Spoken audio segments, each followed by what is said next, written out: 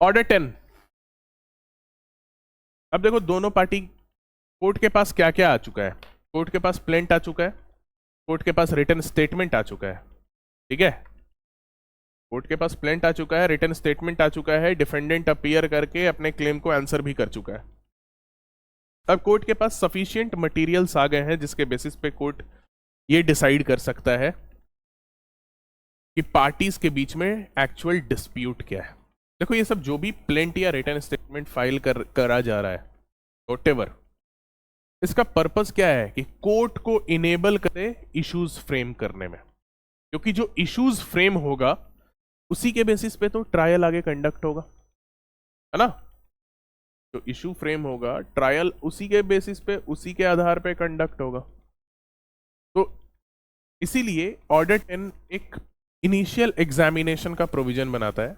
First hearing, मतलब एक तरीके से आप बोल सकते हैं it is in the form of initial examination of the parties, जहां पे कोर्ट ये पता करने का कोशिश करता है कि पार्टीज के बीच में एक्चुअल डिस्प्यूट क्या है। ठीक है, तो पार्टीज के बीच में एक्चुअल डिस्प्यूट कोर्ट कैसे पता करेगा? एक तरह से प्लेंट देखेगा, एक रिटन स्टेटमेंट देखेगा रिटन स्टेटमेंट में कौन कौन सा बात प्लेंट का एडमिट कर लिया गया है ना। तो जो एडमिट कर लिया गया है उसको इशू बनाने की जरूरत ही नहीं है। जो एडमिट नहीं है, जहां पे पार्टीज वेरिएंस पे है, वहां पे इशू बनाएगा। अब जहां पे वेरिएंस पे है, एक बार वहां पे कोर्ट कहेगा कि ओरल एग्जामिनेशन भी, ठीक है, ताकि एक पता चल सके कि मतलब कई बार होता है ना रिटन स्टेट जो आप लिख के दिए हैं वो उतना क्लैरिटी आपको न दे पाए, आपको थोड़ा कंफ्यूजन हो, तो आप पार्टी से एक बार पूछ भी सकते हैं। तो इसीलिए ये ऑर्डर 10 बनाया गया है। इशू फ्रेम करने से पहले कोर्ट को क्या करना है, पार्टीज का एक एग्जामिनेशन करना है, वो ओरल एग्जामिनेशन करना है। लेकिन इसके भी स्टेप है। पहले तो कोर्ट ऑर्डर 10 में क्या करता है, ओरल एग्जामिनेशन करने से पहले, पार्टीज का ओरल एग्जामिनेशन करने से पहले कोर्ट क्या करता है, पहले तो प्लेंट और रिटन स्टेटमेंट देखकर देखता है कि पार्टीज के बीच में क्या डिस्प्यूट है। अब डिस्प्यूट देख लिए, उसके बाद डिस्प्यूट देख लिए, अच्छा ये पॉइंट पे डिस्प्यूट है। उसके बाद डिफेंडेंट को कोर्ट मैंडेट केस में क्या बोलेगा कि देखो कोर्ट के पास पहले से ही बहुत काम रहता है, ठीक है, कोर्ट कचहरी के चक्कर में पड़ोगे, फिर लंबा तुमको भी खेलना पड़ेगा सब कुछ, ठीक है, वकील का खर्चा, ये खर्चा, जाके किसी एडीआर के थ्रू, ऑल्टरनेटिव डिस्प्यूट रिजोल्यूशन के थ्रू मैटर को सॉल्व कर लो और उसको ये रेफर कर दिया जाएगा। This is mandatory in civil cases, है ना। तो सबसे पहले कोर्ट उनके बीच का डिस्प्यूट देखेगा क्या है, और उसके जो भी एडीआर मैकेनिज्म है उससे जाके अपने मैटर को रिजॉल्व कर लीजिए। एडीआर के लिए, एडीआर मैकेनिज्म से जब रिजॉल्व नहीं होगा तो फिर वापस, और वहां फिर कोर्ट क्या करेगा, ओरल एग्जामिनेशन पार्टीज का करेगा। ऐसा लग रहा है एक ही दिन में सब कुछ हो रहा है लेकिन ऐसा नहीं है, इट टेक्स टाइम, है ना। तो देखिए, पहले तो कोर्ट असर्टेन करेगा whether allegation in pleading are admitted और डिनाइड, क्योंकि अगर पूरा एलिगेशन प्लेंट का एडमिट कर लिया गया तो फिर वहां पे आगे मैटर बढ़ाने की जरूरत ही नहीं है, खत्म करो वहीं पे। प्लेंट में जो जो बोला गया सब एडमिट ही कर लिया गया, तो फिर क्या ही जरूरत है, कोई डिस्प्यूट ही नहीं है। तो at the first hearing of the suit, ठीक है, ये एग्जामिनेशन जो होता है इसको फर्स्ट हियरिंग भी बोलते हैं, फर्स्ट हियरिंग भी। Court shall ascertain from each party or his pleader whether he admits or denies such allegation of fact made in the plaint or written statement of the opposite party। दोनों लोग को जो appear करने को बोला गया है ना, और दोनों लोग जब अपीयर हो गए हैं तो दोनों लोग से, अब प्लेंट और रिटन स्टेटमेंट है, प्लेंटिफ का क्लेम प्लेंट में है, रिटन स्टेटमेंट डिफेंडेंट का डिफेंस है, एज वेल एज डिफेंडेंट का भी कोई एडिशनल क्लेम है, तो उन दोनों पे दोनों से पूछा जाएगा, है ना, कि वेदर दे एडमिट और डिनाई, ठीक है, और कोर्ट उस एडमिशन या डिनायल को रिकॉर्ड करेगा कि जो भी एलिगेशंस लगाए गए हैं प्लेंट में या रिटन स्टेटमेंट में, उसके बेसिस पे दोनों पार्टी से पूछताछ की जाएगी या उसके उनके वकीलों से पूछताछ की जाएगी कि आप उन फैक्ट्स को एडमिट कर रहे हैं या डिनाई कर रहे हैं जो आपके अगेंस्ट प्लेंट या रिटन स्टेटमेंट में अलेज किया गया है। तो आप जो भी एडमिशन या डिनायल करेंगे उसको रिकॉर्ड कर लिया जाएगा, और उसके बाद आपको डायरेक्शन दे दिया जाएगा कि चलिए निकलिए एडीआर मैकेनिज्म से मैटर को रिजॉल्व करके आइए, है ना। एडीआर मैकेनिज्म, कितने तरीके के एडीआर रिकॉग्नाइज्ड हैं आपके सीपीसी में, सेक्शन 89 देखकर बताइए। 4 तरीका है ना, कौन कौन सा है?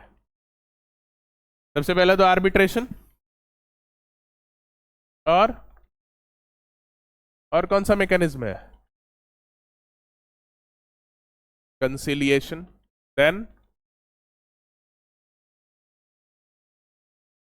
लोक अदालत, और मीडिएशन भी है वहां पे।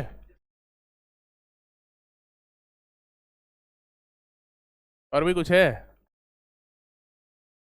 इसके अलावा भी कुछ तरीके के एडीआर होते हैं आपके सीपीसी में, भले रिकॉग्नाइज नहीं किया गया। जुडिशियल सेटलमेंट होता है, नेगोशिएशन होता है, ठीक है। ये सब आर्बिट्रेशन भी तो है ना प्रोसीजरल लॉ में, ठीक है।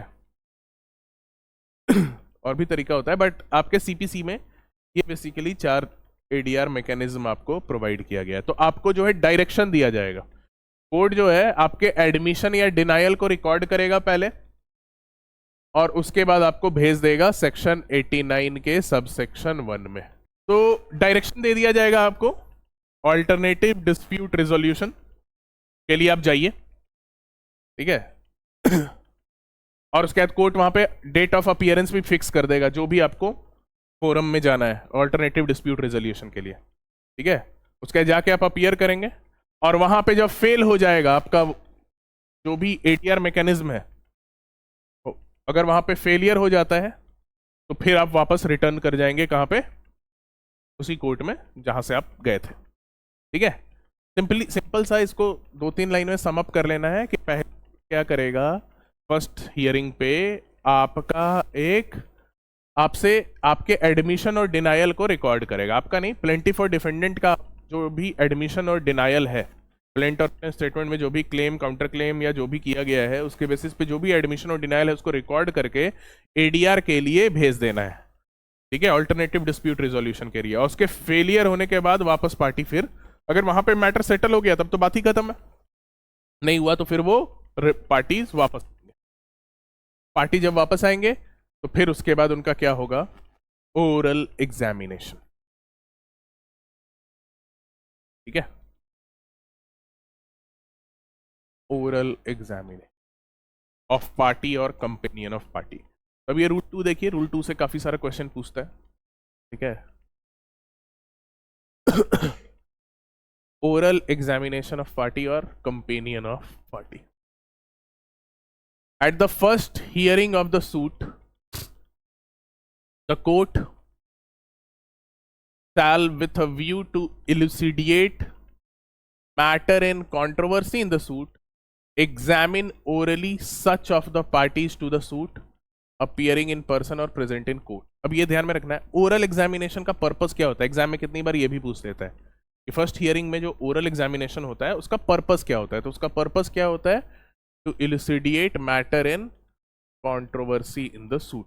This is the purpose of oral examination, है ना, कि जो भी कंट्रोवर्सी है उसको फर्दर वहां पे एक्सप्लेन किया जाए, पता चल सके, इलुसिडिएट किया जाए, ठीक है। इसलिए ओरली एग्जामिन करना होता है उस पर्टिकुलर पर्सन को, ठीक है। और ये एग्जामिन किसको किसको करना होता है? पार्टीज को तो कर ही सकते हैं, जो पार्टीज हैं उनको तो करना ही है, साथ ही साथ and may orally examine any person able to answer material question, या फिर कोई और पर्सन को भी एग्जामिन कर सकते हैं जो किसी मटेरियल क्वेश्चन का आंसर वहां पे दे सकता है, ठीक है। यानी पार्टी के साथ कोई और प्रेजेंट है, कोई और पर्सन, और कोर्ट को लगता है ये भी किसी मटेरियल क्वेश्चन का आंसर दे सकता है, तो उसको भी एग्जामिन किया जा सकता है। ये पावर कोर्ट को यहाँ पे दिया गया है, ठीक है। तो ये ध्यान में रखना है, ओरल एग्जामिनेशन यहाँ पे केवल पार्टी का ही नहीं होता है, किसी और पर्सन का भी हो सकता है अगर वो मटेरियल क्वेश्चन का आंसर दे सकता है तो, ठीक है।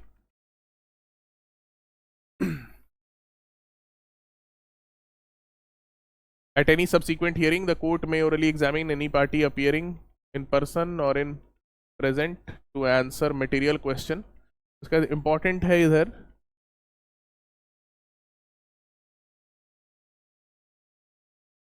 यस, रूल 4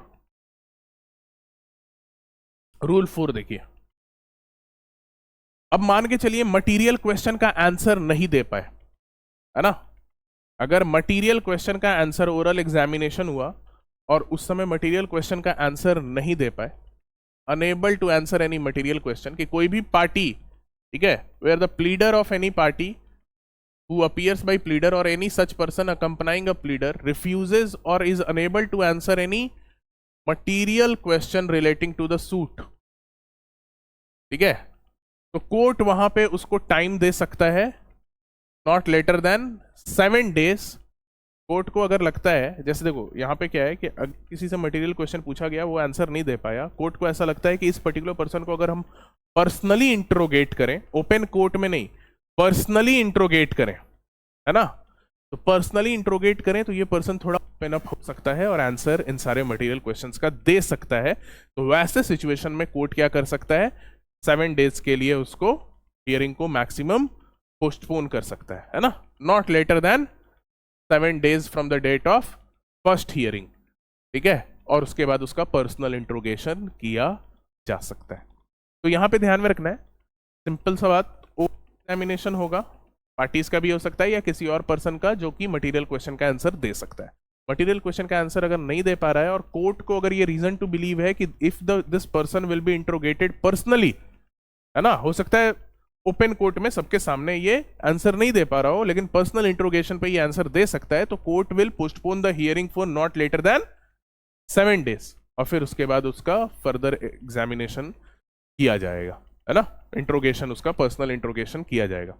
ठीक है, और अगर वो party, if such party fails without lawful excuse to appear in person on the day so appointed, तो उसके अगेंस्ट जजमेंट भी आ जाएगा. फिर अब उसके बाद भी आके आप मटेरियल क्वेश्चन का आंसर नहीं दे रहे हैं, ठीक है, उसके बाद आपके अगेंस्ट जजमेंट भी प्रोनाउंस किया जा सकता है. ठीक है, तो ऑर्डर को शॉर्ट में अगर समअप करें तो order 10 rule 1 provides for admission of recording of admission and denial of plaintiff and defendant on the basis of allegations made in the plaint and the written statement. उसके basis पे उनके admissions और denials को record करेंगे. Purpose क्या होगा, क्योंकि admission denial को रिकॉर्ड करेंगे तभी तो पता चलेगा पार्टीज के बीच में एक्चुअल डिस्प्यूट क्या है.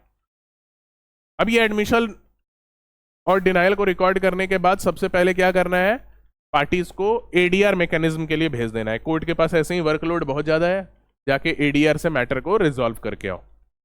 एडीआर में मैटर रिजॉल्व नहीं हुआ, एडीआर सेक्शन 89 है उधर सीपीसी में, यहाँ रूल 1A में भेजेंगे.